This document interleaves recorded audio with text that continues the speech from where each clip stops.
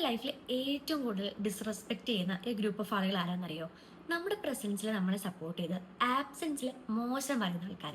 ഈ കേൾക്കുന്ന പലർക്കും ഇത് റിലേറ്റ് ചെയ്യാൻ പറ്റുന്നുണ്ടാവും. നമ്മുടെ റിലേറ്റീവ്സില്, ഫ്രണ്ട്സില്, കൊളീഗ്സില് ഒക്കെ ഈ കാറ്റഗറി ഓഫ് ആൾക്കാരുണ്ടായിരിക്കും. ഞാൻ ചെറിയൊരു ഇൻസിഡന്റ് പറയാം. എന്റെ കൂടെ വർക്ക് ചെയ്തിരുന്ന ഒരാളെ കുറിച്ചാണ് കേട്ടോ. അപ്പൊ ഞങ്ങൾ ഇങ്ങനെ ഗ്രൂപ്പായിട്ട് ഇരിക്കാന്ന് വെച്ചോ, അതിൽ ഏന്ന് പറഞ്ഞിട്ടുള്ള ഒരാള്. അപ്പൊ ആളുടെ പ്രസൻസിൽ ഈ പറഞ്ഞ ആള് ഭയങ്കര പോസിറ്റീവ് ആയിട്ടുള്ള കാര്യങ്ങളായിരിക്കും പറയുണ്ടാവുക.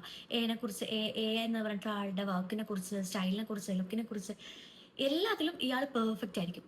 ബട്ട് ഈ എ എന്ന് പറഞ്ഞിട്ടുള്ള ആള് ആ ഗ്രൂപ്പിൽ നിന്ന് മാറിക്കഴിഞ്ഞാൽ ബാക്കിയുള്ള ആളുടെ അടുത്ത് ഇവരുടെ ഈ സെയിം പറഞ്ഞ കാര്യം തന്നെ തിരിഞ്ഞു പറയും. അതായത് സ്റ്റൈലിനെ കുറിച്ച്, ലുക്കിനെ കുറിച്ച്, വർക്ക് മോശമാണ്, അങ്ങനെ ഇങ്ങനെയൊക്കെ ഭയങ്കര മോശമായിട്ട് പറയും. ഈ ആവർത്തനം ബിക്കും സിക്കും ഡിക്കും വന്നാൽ ഒബ്വിയസ്ലി ഇ എന്ന് പറഞ്ഞിട്ടുള്ള ആൾക്ക് ഇയാളുടെ ക്യാരക്ടർ വ്യക്തമായിട്ട് മനസ്സിലാക്കാൻ പറ്റും. സോ എനിക്ക് പറയാനുള്ളത്, ഇത്തരത്തിലുള്ള ആളുകൾക്ക്, അതായത് സ്വന്തം നിലപാടില്ലാത്ത ആളുകൾക്ക് വെറും സീറോ റെസ്പെക്ട് കൊടുത്താൽ മതി. കാരണം ഇത്രയ്ക്ക് ഫേക്ക് ആയിട്ടുള്ള ആളുകൾക്ക് റെസ്പെക്ടിന്റെ ആവശ്യമുണ്ടെന്ന് എനിക്ക് തോന്നുന്നില്ല.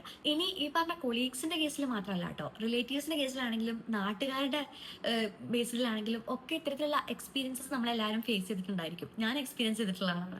അത്തരത്തിൽ ഡിസ്റെസ്പെക്ട് കൊടുക്കേണ്ട എല്ലാവരെയും മനസ്സിൽ ധ്യാനിച്ച് ഞാൻ ഈ ഒരു വീഡിയോ വൈൻഡപ്പ് ചെയ്യുന്നു.